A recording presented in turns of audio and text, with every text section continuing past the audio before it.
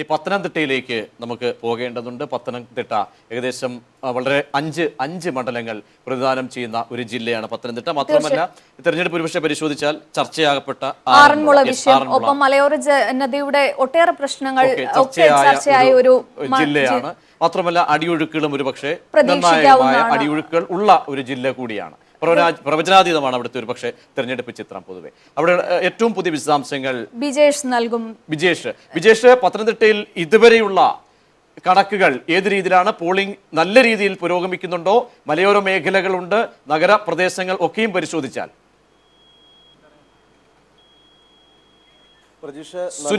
Polling ആണ് ഇപ്പോഴും പത്തനംതിട്ട ജില്ലയിൽ 5 മണ്ഡലങ്ങളിലും പുരോഗമിക്കുന്നത്. 23% ഇപ്പോഴത്തെ പോളിംഗ് രേഖപ്പെടുത്തിയിട്ടുള്ളത്.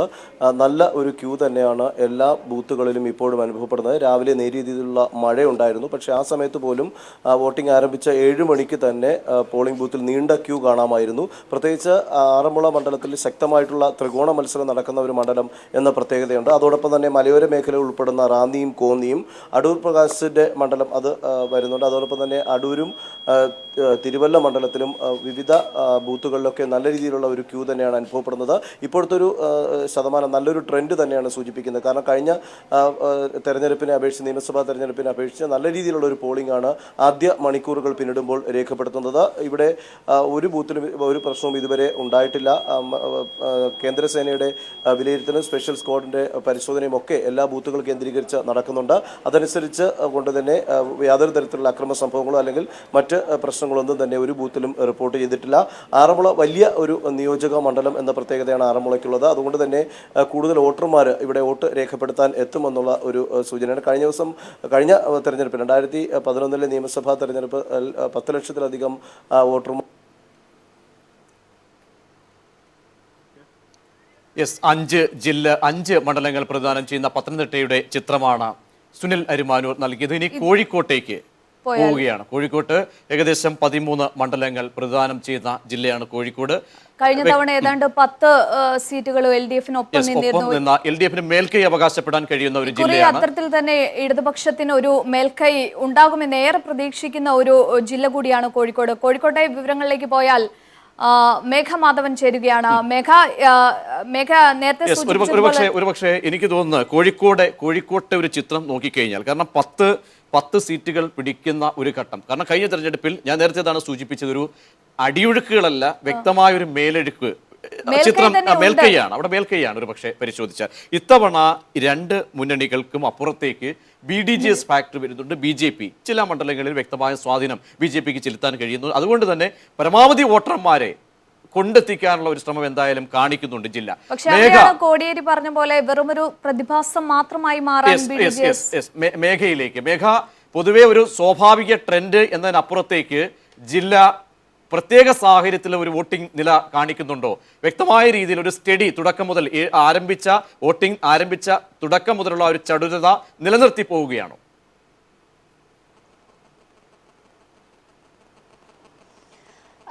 പ്രജീഷ്, നമുക്ക് കാണാൻ സാധിക്കുന്നത് 7 മണി മുതൽ വോട്ടിംഗ് ആരംഭിച്ചത് മുതൽ തന്നെ വലിയ തരത്തിലുള്ള പോളിംഗ് ശതമാനമാണ് കോഴിക്കോട് ജില്ലയിൽ അനുഭവപ്പെട്ടുകൊണ്ടിരിക്കുന്നത്. ഇപ്പം ഏകദേശം 10:30 സമയം അടുത്തിരിക്കുമ്പോൾ ഇപ്പോൾ 29% പോളിംഗ് എത്തിയിരിക്കുന്നു.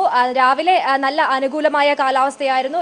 ഇപ്പോൾ ഏകദേശം മഴ പെയ്യുന്നുണ്ടെങ്കിൽ കൂടി വലിയ തരത്തിലുള്ള വോട്ടർമാരുടെ നിര തന്നെയാണ് ഓരോ പോളിംഗ് കേന്ദ്രങ്ങളിലും നമുക്ക് കാണാൻ സാധിക്കുന്നത്. മഴയൊന്നും തന്നെ വകവയ്ക്കാതെ വോട്ടർമാർ പോളിംഗ് സ്റ്റേഷനുകളിലേക്ക് ഒഴുകിയെത്തുന്ന കാഴ്ചയാണ് കോഴിക്കോടിന്റെ മലയോര, ഗ്രാമീണ, ഒപ്പം തന്നെ നഗര പ്രദേശങ്ങളിൽ നമുക്ക് കാണാൻ സാധിക്കുന്നത്. അതുതന്നെയാണ് ഇത്തരത്തിലുള്ള വലിയൊരു 29 എന്ന വലിയൊരു പോളിംഗ് ശതമാനത്തിലേക്ക് കാര്യങ്ങൾ കടക്കുന്നത്. 22,35,731 വോട്ടർമാരാണ് കോഴിക്കോട് ജില്ലയിൽ ഉള്ളത്. ഞാൻ നേരത്തെ തന്നെ സൂചിപ്പിച്ചതുപോലെ തന്നെ പുതിയ വോട്ടർമാരുടെ കന്നി വോട്ടർമാരുടെ നിലപാട് ഏത് തരത്തിലായിരിക്കും എന്നത് വളരെ നിർണായകമാണ് കോഴിക്കോട് ജില്ലയിൽ. അതായത് 7843 കന്നി വോട്ടർമാരാണ് കോഴിക്കോട് ജില്ലയിൽ ഉള്ളത്. അത് വോട്ടിങ്ങിനെ അല്ലെങ്കിൽ ആര് ഭരിക്കും എന്നതിന് വലിയ തരത്തിൽ ഈ കന്നി വോട്ടർമാരുടെ നിലപാട് സ്വാധീനിക്കും എന്നത് തീർച്ചയാണ്. 29% പോളിംഗ് നിരക്ക് എത്തിയിരിക്കുന്നു. നേരത്തെ കാലാവസ്ഥാ നിരീക്ഷണ കേന്ദ്രത്തിന്റെ മുന്നറിയിപ്പ് ഉണ്ടായിരുന്നു, ഉച്ചയ്ക്ക് ശേഷം വലിയ ശക്തമായ മഴ പെയ്യാൻ സാധ്യതയുണ്ട് എന്നത്. അതുകൊണ്ട് തന്നെ എത്രയും പെട്ടെന്ന് വോട്ടർമാരെ പോളിംഗ് സ്റ്റേഷനുകളിൽ എത്തിക്കാനുള്ള തത്രപ്പാടിലായിരുന്നു പാർട്ടി പ്രവർത്തകർ. പക്ഷേ മഴ നേരത്തെ തന്നെ പെയ്തിട്ടും വലിയ തരത്തിലുള്ള നിരയാണ്, വോട്ടർമാരുടെ വലിയ നിര തന്നെയാണ് നമുക്ക് കോഴിക്കോട്ടെ പോളിംഗ് സ്റ്റേഷനുകളിൽ കാണാൻ സാധിക്കുന്നത്. 1886 പോളിംഗ് സ്റ്റേഷനുകളാണ് കോഴിക്കോടുള്ളത്. പ്രമുഖ സ്ഥാനാർത്ഥികൾ ഉൾപ്പെടെയുള്ള പ്രമുഖരൊക്കെ തങ്ങളുടെ വോട്ട് രേഖപ്പെടുത്തി കഴിഞ്ഞു. പ്രദീപ് കുമാർ MLA വെസ്റ്റിയിലെത്തിയാണ് തന്റെ വോട്ട് രേഖപ്പെടുത്തിയത്. എഴുത്തുകാരൻ MT വാസുദേവൻ നായർ സൗത്ത് മണ്ഡലത്തിലെ സെന്റ് വിൻസെന്റ് സ്കൂളിലെത്തി തന്റെ വോട്ട് രേഖപ്പെടുത്തി.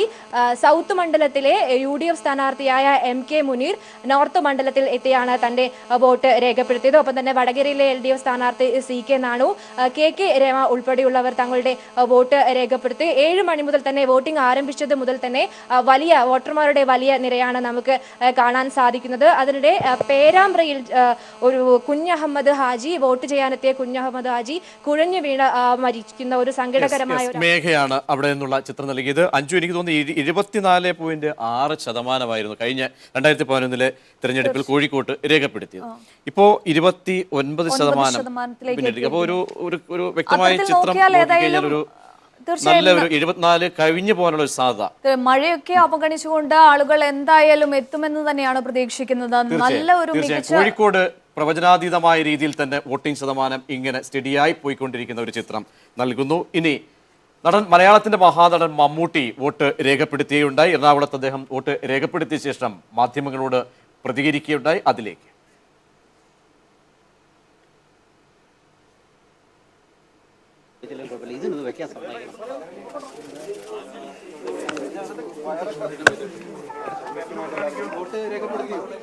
വോട്ട് രേഖപ്പെടുത്തിയിരിക്കുന്നു. അയ്യോ തള്ളല്ലേ പറയുന്നു. ഞാൻ വിചാരിച്ച അവസാനം എൻ്റെ വോട്ട് തീർന്നു പോകുന്നു. അത്ര ഭയങ്കര തിരക്കാണ് ഇവിടെ. എന്നെ ആർക്കാ വോട്ട് ചെയ്യുന്നു പറയണം. നിങ്ങൾക്കുണ്ടോ രാഷ്ട്രീയം? ഉണ്ടോ പറയൂ. മറുചോദ്യം. നിങ്ങൾക്ക് രാഷ്ട്രീയം ഉണ്ടാവണ്ടേ? രാഷ്ട്രീയവാദികളാണ് നിങ്ങളൊക്കെ. അല്ലല്ലോ, എല്ലാവർക്കും ഒരു രാഷ്ട്രീയ അഭിപ്രായമുണ്ട്. രാഷ്ട്രീയം എന്ന് പറയുന്നത് രാഷ്ട്രീയ പാർട്ടി പ്രവർത്തനം മാത്രമല്ലല്ലോ. രാഷ്ട്രീയം നമ്മുടെ അഭിപ്രായമാണ്. അത് പ്രകടിപ്പിക്കാനുള്ളൊരു അവസരമാണ് നമ്മൾ ഈ ഇലക്ഷനിലൂടെ നമുക്ക് കിട്ടുന്നത്. ആ അവസരം പാഴാക്കരുതെന്ന് മാത്രമേ വീണ്ടും എനിക്ക് പറയാനുള്ളൂ. ഞാനത് പാഴാക്കിയിട്ടില്ല, നിങ്ങളും പാഴാക്കരുത്. കണ്ടില്ലേ, നിങ്ങൾ തന്നെ വലിയ തിരക്കല്ലേ ഇവിടെ. ഞാൻ ആദ്യമായിട്ടാണ് വോട്ട് ചെയ്യുന്നത് ചോദിക്കരുത്, എൻ്റെ മുഖത്ത് നോക്കി ചോദിക്കരുത്. ഈ സ്കൂളിൽ ആദ്യമായിരിക്കും. ഈ സ്കൂളിൽ ആദ്യമാണ് പുള്ളി വോട്ട് ചെയ്തിരുന്നു. പുള്ളി ഇവിടെ ആദ്യമാണ്, ഞാനും ഇവിടെ ആദ്യമാണ്. ഇതെൻ്റെ ആദ്യത്തെ വോട്ടാണ് ഇവിടെ. ഷൂട്ടിംഗ് തിരക്കല്ലല്ലോ, ഷൂട്ടിംഗ് പോവും ഉച്ചക്ക്. തോപ്പൽ ജോപ്പൻ്റെ ഷൂട്ടിംഗ്. അതിനാ അതൊന്നും അറിഞ്ഞോട്ടെ ആൾക്കാർ. തോപ്പൽ ജോപ്പൻ ഇത് മുഴുവൻ കാണിക്കുമോ? എന്നാ ഞാൻ കുറച്ചുകൂടെ പറയാം. ശരിയാണത്, ശരിയാണ്. വിവാദമായിരുന്നു.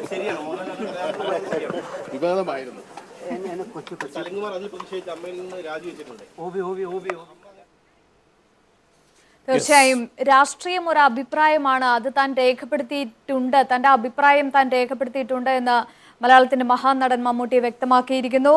ആരും അത് പാഴാക്കരുത്, തങ്ങളുടെ അഭിപ്രായം, രാഷ്ട്രീയ അഭിപ്രായം അത് രേഖപ്പെടുത്തണമെന്നും അദ്ദേഹം പറഞ്ഞിരിക്കുകയാണ്. പ്രജേഷ്, വ്യക്തമായ രാഷ്ട്രീയ ദിശ കൂടി അദ്ദേഹം പങ്കുവെക്കുകയും ചെയ്യുന്നുണ്ട്. ഇനി നമുക്ക് ഈ 3.5 മണിക്കൂറുകൾ പിന്നിട്ട സാഹചര്യത്തിൽ സംസ്ഥാനത്തിന്റെ ഒരു പൊതുവെ ഒരു ചിത്രം പരിശോധിച്ചാൽ ദിനകർ ചേരുകയാണ്. ദിനകർ, കേരളം 26.21% ഒരു 4/1 വോട്ട് രേഖപ്പെട്ട് കഴിഞ്ഞിരിക്കുന്നു എന്ന് പറയാൻ കഴിയും. ദിനകർ, പൊതുവെ വിലയിരുത്തുമ്പോൾ വോട്ടിംഗ് നില തെക്കൻ കേരളത്തിലും മധ്യ കേരളത്തിലും വടക്കൻ കേരളത്തിലും ഉത്തര കേരളത്തിലടക്കം പരിശോധിക്കുമ്പോൾ ഏത് രീതിയിലാണ് പൊതുചിത്രം വ്യക്തമാക്കുന്നത്? എങ്ങോട്ടാണ് ശതമാനം കഴിഞ്ഞ തവണത്തെ തെരഞ്ഞെടുപ്പുമൊക്കെ താരതമ്യം നടത്തിയുള്ള ഒരു പഠനത്തിലേക്ക് പോയി കഴിഞ്ഞാൽ? പ്രജിഷ് 26% കവിഞ്ഞിരിക്കുന്നു പോളിംഗ്. കനത്ത പോളിംഗ് തന്നെയാണ് ഇപ്പോൾ ഉണ്ടായിരിക്കുന്നത് എന്നാണ് നമുക്ക് മനസ്സിലാക്കാൻ കഴിയുന്നത്. അതോടൊപ്പം തന്നെ തെക്കൻ കേരളത്തിൽ പൊതുവെ പോളിംഗ് മന്ദഗതിയിലാണ് എങ്കിൽ മധ്യ കേരളത്തിലും വടക്കൻ കേരളത്തിലും മലബാറിലും ഉൾപ്പെടെ മികച്ച പോളിംഗാണ് രേഖപ്പെടുത്തുന്നത്. രാവിലെ മുതൽ തന്നെ വോട്ടർമാരുടെ നീണ്ട നിര പോളിംഗ് ബൂത്തുകളിൽ നമുക്ക് ദൃശ്യമായിരുന്നു. അത് ഇപ്പോഴും തുടരുന്ന ഒരു കാഴ്ചയാണ് മധ്യ കേരളത്തിലും അതോടൊപ്പം തന്നെ തെക്കൻ കേരളത്തിലും മലബാറിലും കാണാൻ കഴിയുന്നത്. തെക്കൻ കേരളത്തിൽ കഴിഞ്ഞ തവണയും നമുക്ക് എടുത്ത് പരിശോധിച്ചാൽ പോളിംഗ് ശതമാനത്തിൽ മറ്റ് ജില്ലകളെ അപേക്ഷിച്ചുകൊണ്ട് തെക്കൻ ജില്ലകളിൽ പൊതുവെ പോളിംഗ് കുറവായിരുന്നു. അത് ഉച്ചയ്ക്ക് ശേഷമായിരിക്കും ഇവിടെ കൂടുതൽ സാധാരണഗതിയിൽ പോളിംഗ് ഉയരുക എന്ന ഒരു ട്രെൻഡ് സാധാരണ നമുക്ക് വായിച്ചെടുക്കാൻ കഴിയും. എന്തായാലും കേരളത്തിൽ ആകെ പോളിംഗ് ശതമാനം 26% കവിഞ്ഞിരിക്കുന്നു. ഇത് മികച്ച ഒരു പോളിംഗിലേക്ക് എത്തുന്നതിൻ്റെ വ്യക്തമായ സൂചനകൾ തന്നെയാണ് ലഭിക്കുന്നത്. കാരണം പോളിംഗ് 7 മണിക്ക് ആരംഭിച്ച് ഇപ്പോൾ 11 മണിയാകാറാകുമ്പോൾ ഏകദേശം 4 മണിക്കൂറിലേക്ക് അടുക്കുന്നു. ഈ സമയം കൊണ്ട് 1% പേർ വോട്ട് രേഖപ്പെടുത്തി കഴിഞ്ഞിരിക്കുന്നു എന്നുള്ളതാണ് ഒരു വസ്തുത. പോളിംഗ് പൊതുവെ സമാധാനപരമായി തന്നെയാണ് മുന്നേറുന്നത്. അനിഷ്ട സംഭവങ്ങളൊന്നും തന്നെ സംസ്ഥാനത്ത് ഒരിടത്തു നിന്നും ഇതുവരെ റിപ്പോർട്ട് ചെയ്യപ്പെട്ടിട്ടില്ല. കനത്ത സുരക്ഷാ ക്രമീകരണങ്ങൾക്കിടയിൽ തന്നെയാണ് തെരഞ്ഞെടുപ്പ് നടക്കുന്നതും. അതോടൊപ്പം തന്നെ എല്ലാ സജ്ജീകരണങ്ങളും വളരെ തൃപ്തികരമായ രീതിയിൽ തന്നെയാണ് തെരഞ്ഞെടുപ്പ് കമ്മീഷൻ ഒരുക്കിയിട്ടുള്ളതും. അതുകൊണ്ട് തന്നെ വോട്ട് ചെയ്യാനെത്തുന്ന വോട്ടർമാർക്ക് യാതൊരുവിധ ബുദ്ധിമുട്ടും ഉണ്ടാകാത്ത രീതിയിലുള്ള സംവിധാനങ്ങൾ ഏർപ്പെടുത്തിയിട്ടുണ്ട്. എന്തായാലും രാവിലെ മഴയുടെ ഒരു കോൾ ഉണ്ടായിരുന്നുവെങ്കിലും ഇപ്പോൾ അത് മാറിയിരിക്കുന്നു, മാനം തെളിഞ്ഞിരിക്കുന്നു. നല്ല കാലാവസ്ഥയാണ് ഇപ്പോൾ അനുഭവപ്പെടുന്നത്. അതുകൊണ്ട് തന്നെ തുടർന്നുള്ള മണിക്കൂറുകളിൽ പോളിംഗ് ശതമാനം ഉയരാനുള്ള സാധ്യതയാണ് നമുക്ക് ചൂണ്ടിക്കാട്ടാൻ കഴിയുക. പ്രജീഷ് ദിനകർ, അതുതന്നെയാണ് 26.21% എത്തി നിൽക്കുകയാണ് ഇപ്പോൾ കേരളം. ഒപ്പം കഴിഞ്ഞ നിയമസഭാ തെരഞ്ഞെടുപ്പിനെ അപേക്ഷിച്ച് ഏതാണ്ട് 28.71 ആളുകളുടെ വർധനവ് അതാണ് ഇത്തവണ ഉണ്ടായിരിക്കുന്നത്. ആ ഒരു വർധനവല്ലേ ഇപ്പോഴുണ്ടായിരിക്കുന്ന ഈ പോളിംഗ് ശതമാനത്തിലെ വർധനവിലും പ്രതിഫലിച്ചിരിക്കുന്നത്? അഞ്ജു, കഴിഞ്ഞ തവണത്തെ അപേക്ഷിച്ചുകൊണ്ട് ഇത്തവണ 28 ലക്ഷം വോട്ടർമാരുടെ വർധനവാണ് ഉണ്ടായിട്ടുള്ളത്. അതോടൊപ്പം തന്നെ കന്നി വോട്ടർമാരുടെ എണ്ണവും ഇപ്രാവശ്യം തെരഞ്ഞെടുപ്പിനെ കൃത്യമായി സ്വാധീനിക്കും. കന്നി വോട്ടർമാരുടെ ആദ്യം വോട്ട് ചെയ്യുന്ന അവരുടെ നിലപാട് എന്ത് എന്നുള്ളത് വളരെ ശ്രദ്ധേയമാണ്. അതുകൊണ്ട് തന്നെ തെരഞ്ഞെടുപ്പിൽ കന്നി വോട്ടർമാരുടെ നിലപാടുകൾ വളരെ സ്വാധീനം ചെലുത്തുമെന്നുള്ള കാര്യത്തിൽ സംശയമില്ല. അതോടൊപ്പം തന്നെ സ്ത്രീ വോട്ടർമാർ സംസ്ഥാനത്ത് കൂടുതലാണ്. സ്ത്രീ വോട്ടർമാരുടെ നിലപാടും വളരെ പ്രാധാന്യമർഹിക്കുന്ന ഒന്ന് തന്നെയാണ്. സംസ്ഥാനത്ത് ശക്തമായ ഏതാണ്ട് 2 മാസത്തോളം പ്രചരണം ഇത്തവണ ഉണ്ടായിരുന്നു. അല്ലെങ്കിൽ മുൻകാലങ്ങളെ അപേക്ഷിച്ചുകൊണ്ട് പ്രചരണത്തിനുള്ള സമയം കൂടുതൽ ഉണ്ടായിരുന്നുകൊണ്ട് തന്നെ മികച്ച രീതിയിലുള്ള അല്ലെങ്കിൽ ശക്തമായ പ്രചരണമാണ് രാഷ്ട്രീയ പാർട്ടികൾ LDFും UDFും ഒപ്പം BJPയും സംഘടിപ്പിച്ചിരുന്നത്. അതുകൊണ്ട് തന്നെ പോളിംഗ് ശതമാനം കഴിഞ്ഞ തവണത്തെ അപേക്ഷിച്ച് 2011 അപേക്ഷിച്ച് പോളിംഗ് ശതമാനം ഉയരാനുള്ള സാധ്യതയാണ് നമുക്ക് ഉള്ളത്. കാരണം കഴിഞ്ഞ തവണ 75.12% പേർ ആണ് വോട്ട് രേഖപ്പെടുത്തിയത്. ഇത്തവണ അതിന് മുകളിലേക്ക് എത്തും എന്ന ഒരു നിരീക്ഷണവും രാഷ്ട്രീയ നിരീക്ഷകർ കണക്ക് കൂട്ടുന്നുണ്ട്. കാരണം കേരളം കണ്ടിട്ടുള്ളതിൽ വെച്ച് അല്ലെങ്കിൽ കേരളത്തിൻ്റെ ചരിത്രത്തിൽ തന്നെ ഏറ്റവും വാശിയേറിയ ഒരു തെരഞ്ഞെടുപ്പ് ചിത്രമാണ് നമുക്ക് മുന്നിൽ ഉള്ളത്. അതുകൊണ്ട് തന്നെ ആ ഒരൊറ്റ കാരണം കൊണ്ട് തന്നെ പോളിംഗ് ശതമാനം ഉയരും എന്നുള്ള കാര്യത്തിൽ സംശയമില്ല. അഞ്ജു, യെസ് വ്യക്തമാണ്. അഞ്ജു, ഇവിടെ ഒരുപക്ഷെ പരിശോധിക്കുമ്പോൾ കഴിഞ്ഞ തെരഞ്ഞെടുപ്പൊക്കെ സാഹചര്യം ഏകദേശം 75 അന്ന് ഒരു 2, 3, 4 മണിക്കൂറുകൾ ആ സമയത്തേക്ക് നമ്മൾ ഒരുപക്ഷെ ഓർമ്മ ചെലുത്തി കഴിഞ്ഞാൽ അന്നൊക്കെ ഉണ്ടാകാത്തതിലും അപ്പുറത്തേക്ക് ഒരു ചടുലത വോട്ടിംഗ് ശതമാനത്തിൽ ഒരുപക്ഷെ കാണുന്നുണ്ട്. അത് എനിക്ക് തോന്നുന്നു ഒരു 75 എന്നതിനപ്പുറത്തേക്ക് ഒരു 80 അടുക്കാനുള്ള അല്ലെങ്കിൽ 80 അതിനപ്പുറത്തേക്ക് പോകാനുള്ള ഒരു സാധ്യത ഈ തുടക്കം കാണിക്കുന്നുണ്ട്. പക്ഷേ ഇനി ഉച്ചയ്ക്ക് ശേഷം ഏത് രീതിയിലായിരിക്കും തീർച്ചയായും അതിലേക്കൊക്കെ എത്തുമ്പോൾ നമുക്ക് ഒരുപക്ഷെ ചൂണ്ടിക്കാണിക്കേണ്ടതുണ്ട് കന്നി വോട്ടർമാരുടെ വർധനവ്. അത് ആർക്കായിരിക്കും അതിന്റെ സ്വാധീനം ചെലുത്തുക എന്ന് പ്രവചിക്കാൻ കഴിയാത്ത രീതിയിലുള്ള ഒരു ട്രയാങ്കിൾ മത്സരം കൂടി നടക്കുന്ന സ്ത്രീ വോട്ടർമാരുടെ പക്ഷം ആർക്കൊപ്പം എന്നതുകൂടി ഇത്തവണ ഏറെ വിലയിരുത്തേണ്ടി വരുന്ന ഒരു സാഹചര്യം കൂടി. മാത്രമല്ല ഇവരെയൊക്കെയും കൂടുതൽ പേരെ മണ്ഡലങ്ങളിലേക്ക് എത്തിക്കാനുള്ള ഒരു നീക്കവും എന്തായാലും രാഷ്ട്രീയ കക്ഷികൾ നടത്തുകയും ചെയ്യും. കേരളത്തിന്റെ ഒരു പൊതുചിത്രം ഇതുവരെ നോക്കുമ്പോൾ 26.12% ഏകദേശം 4/1 വോട്ടർമാർ 4/1% പേർ വോട്ട് രേഖപ്പെടുത്തിയിരിക്കുന്നു. ആദ്യ 4 മണിക്കൂറുകൾ ഏകദേശം 4 മണിക്കൂറിനോട് അടുക്കുമ്പോഴുള്ള ഏറ്റവും പുതിയ ചിത്രമാണ് ലഭിക്കുന്നത്. തീർച്ചയായും 140 നിയോജക മണ്ഡലങ്ങളിലായി 1203 സ്ഥാനാർത്ഥികൾ ജനവിധി തേടുകയാണ്. ഇതുവരെ 4 മണിക്കൂറിനോട് അടുക്കുന്നു ജനവിധി തുടങ്ങി. അതിനോടകം തന്നെ 26.21% ആളുകൾ തങ്ങളുടെ സമ്മതിദാന അവകാശം വിനിയോഗിച്ചു കഴിഞ്ഞിരിക്കുകയാണ്. ഇത്തരത്തിൽ പോവുകയാണെങ്കിൽ വലിയ രീതിയിലുള്ള ഒരു പോളിംഗ് ശതമാനത്തിലേക്ക് എത്തുന്ന രീതിയിൽ വലിയൊരു മേൽക്കൈ നേടുന്ന രീതിയിലാണ് ഇപ്പോഴത്തെ സാഹചര്യം നീങ്ങുന്നത്. പ്രതികൂല സാഹചര്യങ്ങളൊക്കെ ഉണ്ടായിരുന്നിട്ടും അതിനെയൊക്കെ അതിജീവിച്ചുകൊണ്ട് വകവയ്ക്കാതെ ആളുകൾ എത്തുന്ന ഒരു സ്ഥിതിവിശേഷം ഓരോ പോളിംഗ് ബൂത്തുകളിലും നീണ്ട നിരതിന് കാണുന്ന ഒരു സാഹചര്യം കൂടി നിലനിൽക്കുന്നു. പ്രജേഷ്. യെസ്, ഇനി പ്രമുഖർ മത്സരിക്കുന്ന മണ്ഡലങ്ങളിലെ പ്രതികരണങ്ങൾ കൂടി വരുന്ന ഒരു സാഹചര്യമാണ്. പിണറായി വിജയന്റെ പ്രതികരണം, അദ്ദേഹം വോട്ട് രേഖപ്പെടുത്തിയ ശേഷം വലിയ തോതിലുള്ള ആത്മവിശ്വാസം, ഇടതുപക്ഷം അധികാരത്തിലേക്ക് എത്തും, വലിയ അവകാശപ്പെടാൻ കഴിയുന്നതിനപ്പുറത്തേക്കുള്ള ഒരു വോട്ടിംഗ് നില രേഖപ്പെടുത്തിക്കൊണ്ടിരിക്കുന്നത്, അത് പ്രതീക്ഷ ഉളവാക്കുന്നതാണെന്നും അദ്ദേഹം പറയുകയുണ്ടായി. പിണറായിയുടെ പ്രതികരണത്തിലേക്ക്. നവകേരളം കെട്ടിപ്പടുക്കാൻ ഇവിടെ ഇന്ന് നിലവിലുള്ള സംവിധാനത്തിന് മാറ്റം വേണം എന്ന് ജനങ്ങളാകെ ആഗ്രഹിക്കുകയാണ്. കേരളത്തിൽ ഈ തെരഞ്ഞെടുപ്പിൽ സംഭവിക്കാൻ പോകുന്നത് UDF വലിയ തോതിൽ നിഷ്കാസനം ചെയ്യപ്പെടും. അതിന് കാരണം ജനവിരുദ്ധ നടപടികൾ, അഴിമതി, അതോടൊപ്പം നാട്ടിൽ ആർക്കും അംഗീകരിക്കാൻ പറ്റാത്ത ഒരുപാട് വൃത്തികേടുകൾ, ഇതിനെല്ലാം നേതൃത്വം കൊടുത്തവർ ഇനി അധികാരത്തിലുണ്ടായിക്കൂടാ എന്ന് ജനങ്ങൾ കരുതുന്നു. അതോടൊപ്പം കേരളത്തിൻ്റെ മതനിരപേക്ഷത വളരെ പ്രധാനമായാണ് കാണുന്നത്. ആ മതനിരപേക്ഷത സംരക്ഷിക്കേണ്ടതിന് പകരം മതനിരപേക്ഷതയ്ക്ക് പോറലേൽപ്പിക്കാനുള്ള നടപടികൾ UDF ഗവൺമെൻറ് സ്വീകരിച്ചു എന്നതും ജനങ്ങൾ ഗൗരവമായി തന്നെ കാണുകയാണ്. ഇവിടെ മതനിരപേക്ഷതയ്ക്ക് ആപത്ത് വരുത്താൻ വേണ്ടി നിലകൊള്ളുന്ന വർഗീയ ശക്തികൾക്ക് കനത്ത ഒറ്റപ്പെടലാണ് അനുഭവപ്പെടേണ്ടി വരിക. അതോടൊപ്പം തീർച്ചയായും UDF ഈ തെരഞ്ഞെടുപ്പിൽ വലിയ തോതിൽ നിഷ്കാസനം ചെയ്യപ്പെടേണ്ടി വരും എന്നാണ് പിണറായി വിജയൻ പറഞ്ഞത്. അഴിമതിക്കെതിരെ മതനിരപേക്ഷത സംരക്ഷിക്കുന്ന വിധിയെഴുത്താകും ഇതെന്നുകൂടി പിണറായി വിജയൻ പറയുന്നു.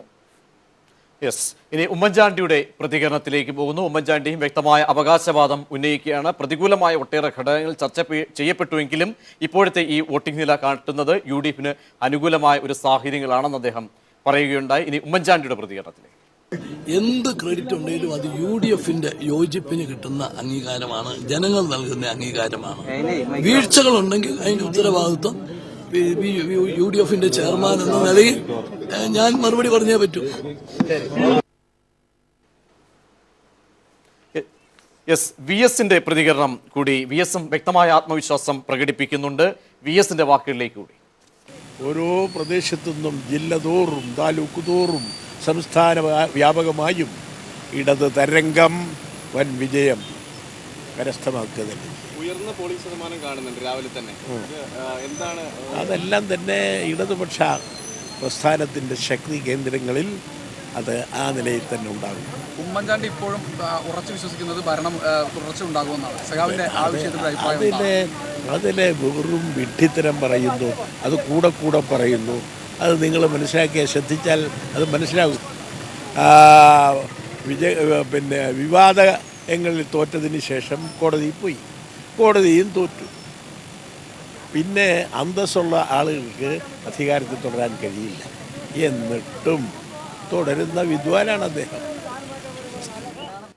തീർച്ചയായും വർഗീയതയ്ക്കും അഴിമതിക്കും എതിരായി UDF ഭരണം അവസാനിപ്പിക്കുന്ന വിധിയായിരിക്കും ഉണ്ടാവുകയെന്ന് കോടിയേരി ബാലകൃഷ്ണൻ പറഞ്ഞു. BJP കേരളത്തിൽ അക്കൗണ്ട് തുറക്കില്ലെന്നും കോടിയേരി ബാലകൃഷ്ണൻ വ്യക്തമാക്കി. ഈ തെരഞ്ഞെടുപ്പിൻ്റെ ഫലം കേരളത്തിൽ UDFന്റെ അഴിമതി ഭരണം അവസാനിപ്പിക്കുന്ന ഒരു ജനവിധിയായിരിക്കും ഉണ്ടാകാൻ പോകുന്നത്. വർഗീയതക്കും അഴിമതിക്കുമെതിരായിട്ടുള്ള ഒരു ശക്തമായ വിധിയെടുത്തായിരിക്കും. സ്ത്രീ സുരക്ഷ ഉറപ്പുവരുത്താൻ കഴിയാത്ത UDF ഗവൺമെൻറ്റിനെതിരായിട്ടുള്ള സ്ത്രീകളുടെ പ്രതിഷേധം ഈ തെരഞ്ഞെടുപ്പിൽ ശക്തമായി അലയടിച്ചുയരാൻ പോവുകയാണ്.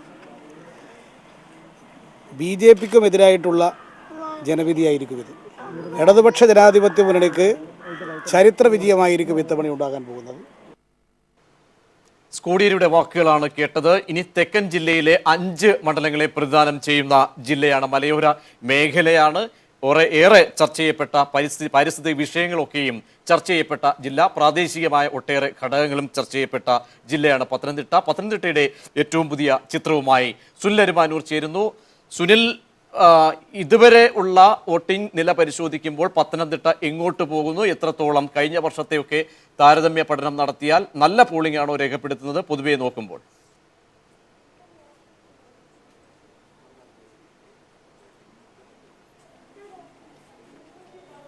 പ്രജീഷ്, ആദ്യ 4 മണിക്കൂർ പിന്നിടുമ്പോൾ നല്ല രീതിയിലുള്ള പോളിംഗ് ആണ് പത്തനംതിട്ട ജില്ലയിലെ 5 മണ്ഡലങ്ങളിലും ഉണ്ടായിട്ടുള്ളത്. കാരണം രാവിലെ മുതൽ തന്നെ നല്ല രീതിയിലുള്ള ക്യൂ വിവിധ മണ്ഡലങ്ങളിൽ ഉണ്ടായി. 892 പോളിംഗ് ബൂത്തുകളാണ് 5 നിയോജക മണ്ഡലങ്ങളിലായി ക്രമീകരിച്ചിട്ടുള്ളത്. ഇതിൽ ഏറ്റവും ശ്രദ്ധേയമായിട്ടുള്ളതും വാശിയേറിയ മത്സരം നടക്കുന്ന ആറന്മുള നിയോജക മണ്ഡലത്തിലാണ് കൂടുതൽ പോളിംഗ് ബൂത്തുകൾ ഉള്ളത്. ഇവിടെ രാവിലെ മുതൽ തന്നെ നീണ്ട ക്യൂ ആണ്, സ്ത്രീകളുടെ അടക്കമുള്ള നീണ്ട ക്യൂ ആണ് ഉണ്ടായിട്ടുള്ളത്. രാവിലെ നേരിയ മഴ ഉണ്ടായിരുന്നെങ്കിൽ പോലും അതിനെയൊക്കെ അവഗണിച്ചു വോട്ടർമാരെല്ലാം തന്നെ പോളിംഗ് സ്റ്റേഷനിൽ വോട്ട് രേഖപ്പെടുത്താൻ എത്തുന്ന കാഴ്ചയാണ് കാണാൻ സാധിക്കുന്നത്. കാരണം ഇതിൽ നിന്ന് ഒരു കാര്യം വളരെ വ്യക്തമായി മനസ്സിലാക്കാം, വാശിയേറിയ ഒരു പോരാട്ടം തന്നെയാണ് വേദിയായിരിക്കുന്നത്. അതിന് ഉള്ള ഒരു ശതമാന കണക്ക് വെച്ച് നോക്കുമ്പോൾ കഴിഞ്ഞ തെരഞ്ഞെടുപ്പിൽ വെച്ച് നോക്കുമ്പോൾ അത്തരത്തിലുള്ളൊരു ഇൻക്രീസാണ് ഉണ്ടായിക്കൊണ്ടിരിക്കുന്നത്. തീർച്ചയായും ഈ വലിയ രീതിയിലുള്ള ഒരു പോളിംഗ് ശതമാനം തന്നെയായിരിക്കും പത്തനംതിട്ട ജില്ലയിലെ 5 നിയോജക മണ്ഡലങ്ങളും രേഖപ്പെടുത്തുക. പ്രത്യേകിച്ച് ആറന്മുളയിൽ പാരിസ്ഥിതിക പ്രശ്നം അടക്കമുള്ള വിഷയങ്ങൾ ചർച്ച ചെയ്യുകയും ശക്തമായിട്ടുള്ള ത്രികോണ മത്സരത്തിന് വേദിയാവുകയും ചെയ്തിട്ടുള്ള ഒരു മണ്ഡലമാണ് ആറന്മുള. അതോടൊപ്പം തന്നെ റാന്നിയും കോന്നിയും ശക്തമായിട്ടുള്ള മത്സരം നടക്കുന്നുണ്ട്. അടൂരും ശക്തമായ മത്സരം നടക്കുന്ന മറ്റൊരു മണ്ഡലമാണ്. വളരെ ശ്രദ്ധേയമായിട്ടുള്ള മത്സരം നടക്കുന്ന തിരുവല്ല നിയോജക മണ്ഡലത്തിൽ വിവിധ ബൂത്തുകളിൽ രാവിലെ മുതൽ തന്നെ നീണ്ട ക്യൂ ആണ് അനുഭവപ്പെട്ടുകൊണ്ടിരിക്കുന്നത്. ഇവിടെയും നല്ല രീതിയിലുള്ള പോളിംഗ് ശതമാനം തന്നെയാണ്. 25ലേക്ക് പോളിംഗ് ശതമാനം കടന്നിരിക്കുന്നു എന്നുള്ളത് തന്നെയാണ് ആദ്യ 4 മണിക്കൂറുകളിൽ നിന്നുള്ള റിപ്പോർട്ട്. സുനിൽ, 29% എത്തി നിൽക്കുന്നു ഇതുവരെ പത്തനംതിട്ടയിലെ പോളിംഗ്. ആറന്മുള മണ്ഡലത്തിലേക്ക് നോക്കുകയാണെങ്കിൽ ത്രികോണ മത്സരം നടക്കുന്ന ഒരു മണ്ഡലം, ഏറെ പാരിസ്ഥിതിക പ്രശ്നങ്ങൾ ഉയർത്തിക്കാട്ടിക്കൊണ്ട് പ്രചരണം നടത്തിയ ഒരു മണ്ഡലം. ആറന്മുളയെ ഒരു വിലയിരുത്തൽ നടത്തിയാൽ എങ്ങനെയായിരിക്കും?